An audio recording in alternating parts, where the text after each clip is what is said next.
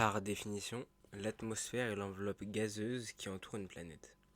Elle est maintenue autour de cette planète par la force gravitationnelle qui la retient et l'empêche de s'échapper vers l'espace interplanétaire. La première couche de l'atmosphère terrestre, c'est la troposphère, qui vient du grec tropos, qui signifie tour, en référence au tourbillon et au mouvement rotatoire des masses d'air.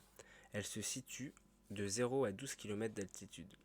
C'est dans cette couche que se déroulent les principaux phénomènes météorologiques, comme par exemple les nuages et les orages. A noter que la troposphère concentre 90% de l'air contenu dans l'atmosphère. Ensuite, il y a la stratosphère, littéralement sphère étendue, qui se situe entre 12 et 50 km d'altitude et où survient de forts processus de radiation et de vent. Elle joue un rôle majeur dans la température à la surface de la Terre.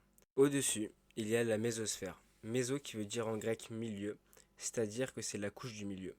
Située entre 50 et 80 km, elle est considérée comme la couche de transition entre l'atmosphère terrestre et l'environnement spatial.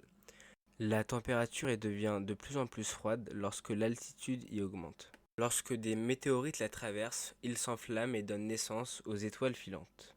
Puis vient la thermosphère. De 80 à 500 km de la Terre, elle est caractérisée par une augmentation constante de la température avec l'altitude.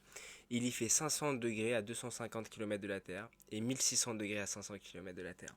Et c'est au sein de la thermosphère qu'orbite la station spatiale.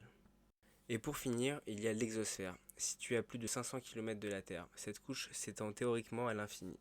Avec une température extrêmement élevée et une densité de matière extrêmement faible, les atomes légers échappent au champ gravitationnel et rejoignent l'espace interplanétaire.